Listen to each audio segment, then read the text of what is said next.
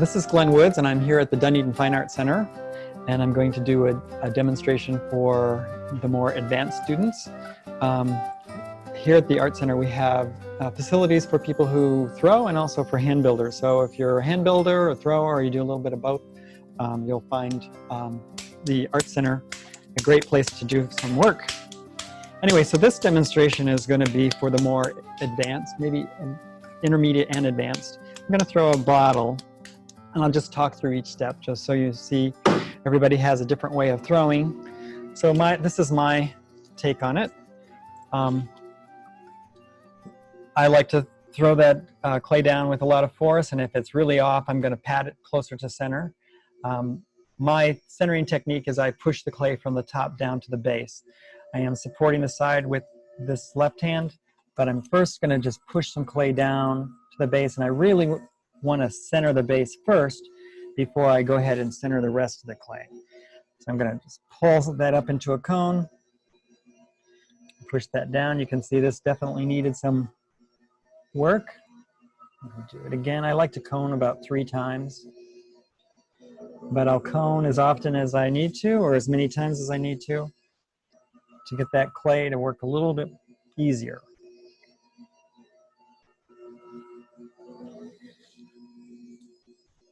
So I'm going to push the clay from the top down to the bottom, and then continue to cone. And then I'm using my normal centering positions, using this side of the hand and this part of the hand on top, and bring it down into center. Once I feel like I've got it pretty well centered, I'm going to take my little finger all the way down to the base, just to make sure I center that portion where it meets the bat. Some people open with 2 thumbs, some people drill down with 1 finger. I just lay my right hand over the top, and my left hand is pushing that right hand down. I'm going to push down until about a ½ inch of clay. Once I've got the ½ inch, you can test it for thickness if you like. I don't do that anymore. I kind of rely on my instincts here. But I'm looking for about a ½ inch of clay, and that looks pretty good. Then I'm going to throw a bottle today. So for a bottle, I don't need an opening that's very wide. So I'm going to go for 2½ to 3 inches wide on the bottom. And as I'm throwing, some of my throwing techniques will make that opening a little bit narrower. But so I've opened the piece, and I'm going to compress the bottom. We all know how important it is to compress the bottoms. Now I'm going to, this is a technique that we learned from Marcia Silverman. She did a workshop here for us. She's from the Miami area, and she's just an amazing potter. But she supports the rim with her finger kind of curled over with her left hand. And then she'll take and do kind of a claw position here, and she's going to pull this clay up. Really what this does is it recenters this ring of clay. If you just go ahead and pull from here, you'll notice that the top starts going up and down. And what this does is it centers this ring of clay so that you don't have that happening right away. As I'm pulling this, I'm making the claw here, pulling it up to the top. This finger here is constantly compressing the rim, and so it's recentering that. You'll notice the clay build up right here. It's peeling away all that uncentered clay. All right, so then you compress the top. This step was introduced to us by Bill Powell. He also did a workshop for us here at the Art Center. He's from Australia, and he really believes that this top inch must always be compressed and recentered before you go to the next step. So I try to do that with each pull. This next step is from me. We know that there's always a lot of clay that hides right down here. So it looks like I'm doing a pull, but really all I'm doing is I'm trying to create a cylinder that's uniform from bottom to top. So I'm first going to push this clay in, and then I'm just going to take these. I use the sponge a lot so you can't see what's happening, but I'm taking these 3 fingers, and I'm just smashing the clay up against a flat surface on the inside. In doing so, that moves all this extra clay down here from the base up into the wall. You might say, why is that important? It just looks like a pull to me. Excuse me. The reason it's important is if you leave a lot of clay down here and you're real aggressive with a pull, what happens is it'll build a ring of clay here, and there's all the slip on the clay. Once that ring starts to fold over this slippy surface and you pull it up, you'll actually just shear that ring of clay off. So that may have happened to you before. So you know you can correct that just by trying to smash that extra clay that's down here. Just redistribute that, incorporate that into the wall, and have a nice even wall before you do your first pull. Now the first pull, I use a thumb pull. Some people use a knuckle, finger. I suppose there are all kinds of different pulls, but this pull is one that I learned from Sin Xuan Lin from California. I think that's how you pronounce his name. But first you make a groove in the base. I use a sponge here to introduce water for my thumb as I'm pulling, and you just pull that up. What's happening on the inside is my hand is on the inside and I've got this little indentation here, so the thumb is pushing right into that. What this does for me is it enables me to pull more of a straight cylinder.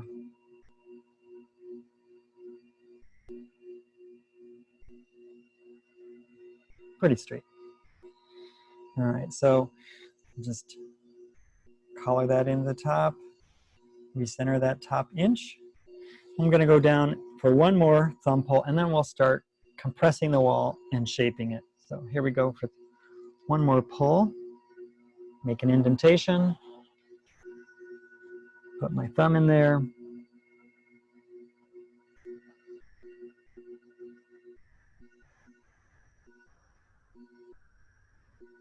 You can see it's starting to dance, so we're going to come out here and just correct that. Color this at the top. Now I work with a little bit of heat. I use a hairdryer and a torch. So because I don't have that today, I'm going to throw a little thicker than I normally would. But even with using the heat, I first start out by removing this extra clay down here at the bottom. I call it an apron. And then I'm going to use this square metal rib just to compress the wall. So it's a little stronger, so when I start giving it some shape, it'll hold up.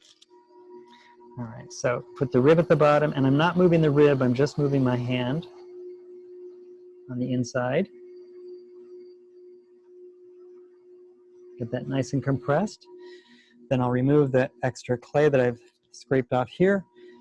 I'm going to move up the rib up a little bit and finish this off. Now, on the top portion, I move the rib.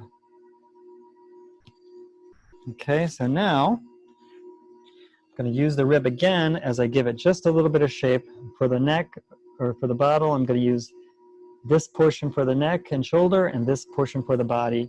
So I'm going to start out by creating the body, and I like to think of the body as two bowls stacked rim to rim. So I'm going to really focus on the bottom bowl first and then finish up the second bowl.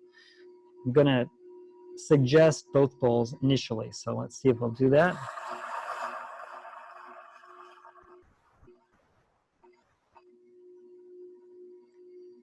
Just a suggestion.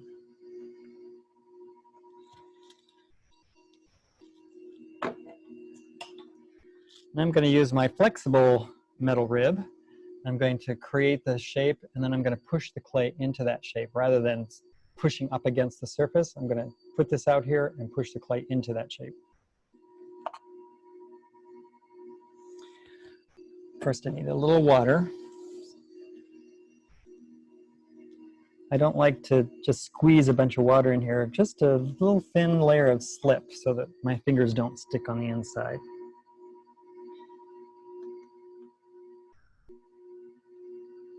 So there's that bottom bowl. I'm going to blend it into the top bowl.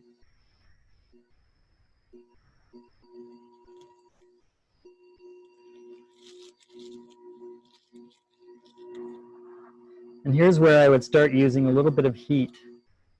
We all know that as you're throwing more bulbous forms, as soon as you give this piece down here a little bit of shape, you're giving the clay a little permission to sit down when it gets tired.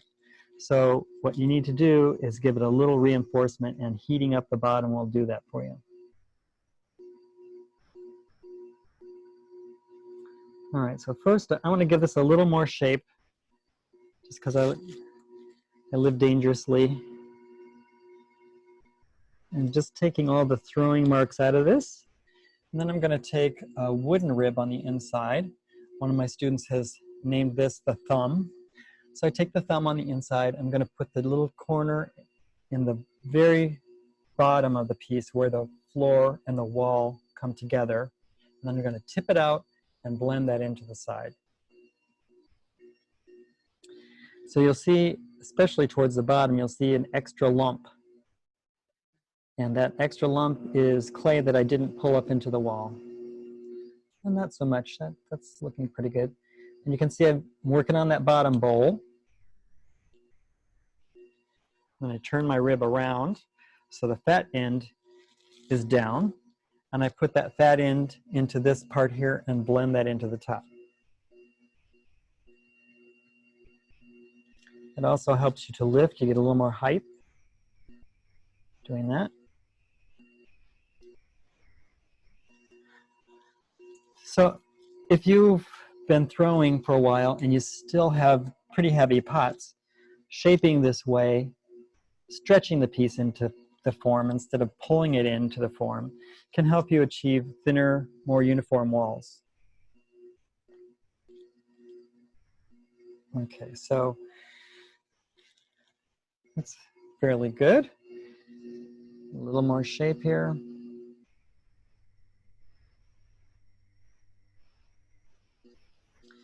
So remember, see, that's the bottom bowl I'm forming, and I'm going to form the top bowl to blend in with that. All right, so there are some throwing marks that I can trim out, or you can push them back in with your rib.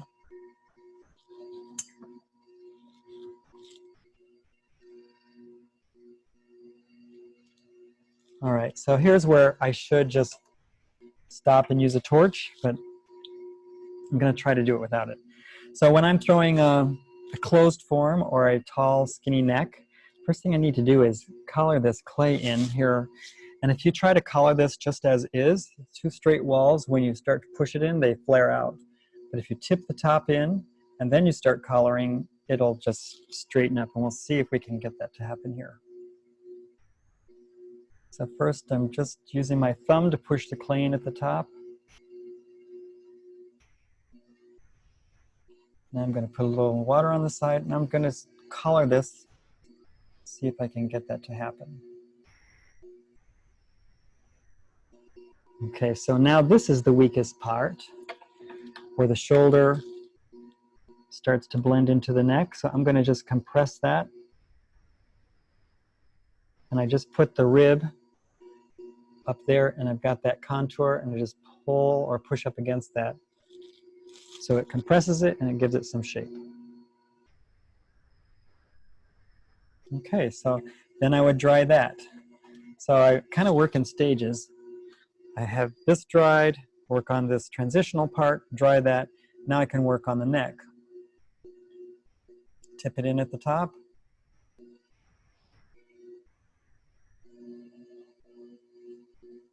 And one of our former instructors used to tell me all the time, if you're working on a neck, you need to speed the wheel up, which is sort of counterintuitive, but she was right.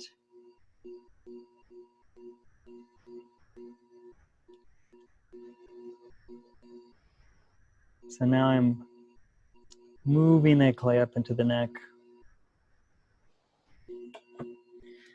and smoothing as I go. Even if I wanted a flat shoulder, I'm going to leave it slightly arched so that it's a little stronger, and I can always push it down later. I'm going to go ahead and collar this the rest of the way. My goal is to get a fairly tall, skinny neck, so I'm going to start here. My collar in there, see how that flared out because I didn't tip it in. Get this nice and wet, and then I'm just going to go to the top.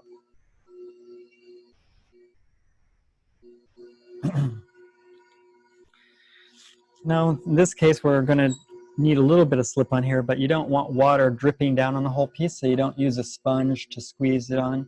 I usually have a paintbrush of some sort to put the water only where I'm working, but I don't have it, so what you can do is put the water up here on the rim and let gravity help you trace that down on the neck.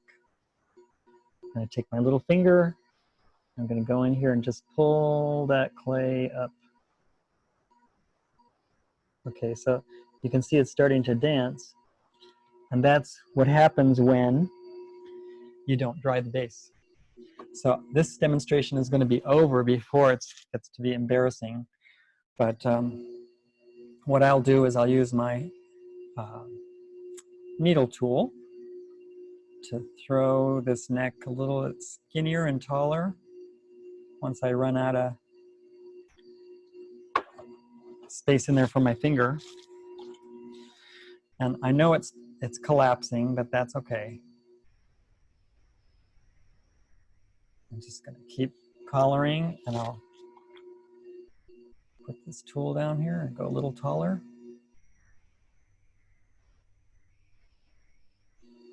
It really is a good lesson to kind of prove that's why it's important to dry the piece as you go.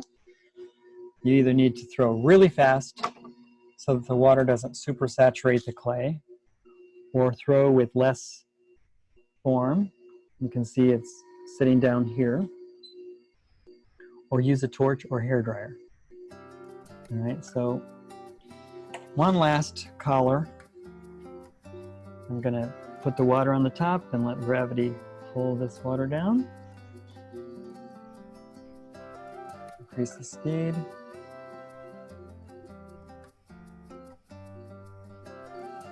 And there you go, tall, skinny neck.